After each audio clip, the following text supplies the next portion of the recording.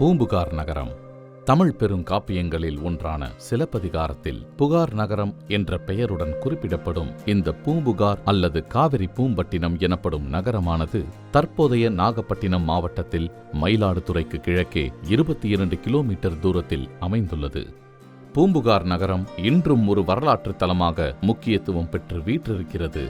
மிக தொன்மையான மண் சிற்பங்கள் மற்றும் தாழிகள் பூம்புகார் பகுதியில் கண்டெடுக்கப்பட்டிருக்கின்றன. தமிழ்நாட்டின் ஆதி நாகரிக நகரங்களில் ஒன்றாக இந்த பூம்புகார் நகரம் கருதப்படுவதும் குறிப்பிடத்தக்கது.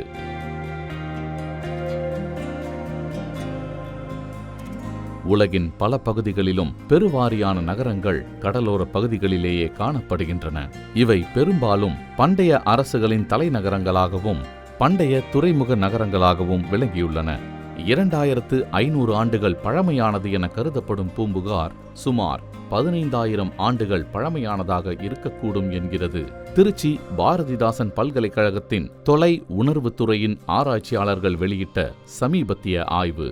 மேலும் இந்த ஆய்வில் பூம்புகாரின் தற்போதைய கடற்கரையில் இருந்து சுமார் 30 முதல் 40 கிலோமீட்டர் தூரத்தில் கடலுக்கு கீழே 50 முதல் 100 மீட்டர் ஆழத்தில் சுமார் 250 சதுர கிலோமீட்டர் பரப்பில் ஒரு துறைமுக நகரம் இருந்ததற்கான தடயங்கள் கண்டுபிடிக்கப்பட்டுள்ளதாகவும் ஆராய்ச்சியாளர்கள் கூறுகின்றனர். சோழ நாட்டின் முக்கிய நாகரிக அடையாளமாக காவிரி ஆறு கடலில் கலக்கும் இடத்தில் வீற்றிருந்த பூம்புகார் நகரம் ஒரு காலத்தில் சோழ சாம்ராஜ்யத்தின் தலைநகரமாக விளங்கியுள்ளது. பின்னர் கிறிஸ்துவுக்கு பின் 500ஆம் நூற்றாண்டில் ஏற்பட்ட ஒரு கடல் கொந்தளிப்பில் இந்த வரலாற்று சிறப்பு வாய்ந்த துறைமுகம் புதையுண்டு போனது. பூம்புகார் துறைமுக நகரம் குறித்து சிலப்பதிகாரம், மணிமேகலை போன்ற காப்பியங்களில் குறிப்பிடப்பட்டுள்ளது. கடற்கரை துறைமுகமாக விளங்கிய இதன் வணிக முக்கியத்துவம் காரணமாக பல நாடுகளிலிருந்தும் மக்கள் இங்கே வந்தார்கள். அவர்களுக்கான குடியேற்றங்களும் இப்பட்டினத்தில் காணப்பட்டதாக சங்க காலம் மற்றும் சங்கம் மருவிய காலத்தை சேர்ந்த இலக்கியங்கள் கூறுகின்றன. சிலப்பதிகார கலைக்கூடம் என சிற்ப மதிப்புள்ள அழகிய கட்டிடம் கட்டப்பட்டுள்ளது. நிலத்தின் இதிகாசமான சிலப்பதிகாரத்தின் காட்சிகள் கலையரங்கத்தின் சுவர்களில் கற்களில் உயிரோட்டமான வடிவங்கள் கொடுக்கப்பட்டுள்ளன. மாமல்லபுரம் கலைக்கல்லூரி சிற்பிகளால் செதுக்கப்பட்ட இந்த சிற்பங்கள் தமிழ் கலாச்சாரத்தின் பொக்கிஷமாக உள்ளது.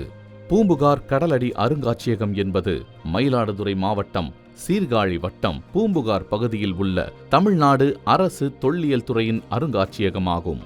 இது 1997இல் ஆரம்பிக்கப்பட்டது. இந்தியாவில் உள்ள ஒரே கடலடி அருங்காட்சியகம் என்ற தனி சிறப்பு பெற்றது இது.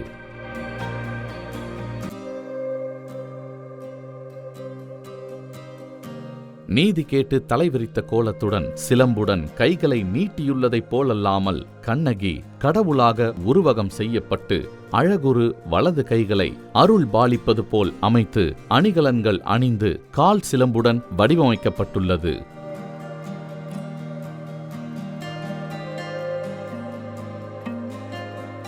தற்போது 86,000 மக்கள் தொகையை கொண்ட ஒரு முக்கியமான சுற்றுலா தலமாக விளங்கும் பூம்புகார் நகரத்தின் பெருமையை பட்டினப்பாலை எனும் நூல் எடுத்துரைக்கிறது.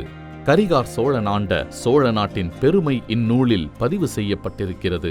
பூம்புகார் நகரத்திற்கு சாலை மார்க்கமாக மிக எளிதாக பயணம் செய்யலாம். தஞ்சாவூர் அல்லது கும்பகோணத்துக்கு வருகை தரும்போதே இந்நகரத்திற்கும் செல்வது மிகவும் எளிது. ரயில் மார்க்கமாக பயணிக்க விரும்பினால் நாகப்பட்டினம் அல்லது மயிலாடுதுறை ரயில் நிலையங்கள் மூலம் பூம்புகார் நகருக்கு செல்லலாம். தமிழ்நாட்டின் எல்லா நகரங்களையும் போன்றே கடற்கரை ஓரத்தில் வீற்றிருக்கும் பூம்புகார் நகரமும் வெப்பம் மற்றும் ஈரப்பதம் அதிகமாக காணப்படும் சூழலை கொண்டுள்ளது.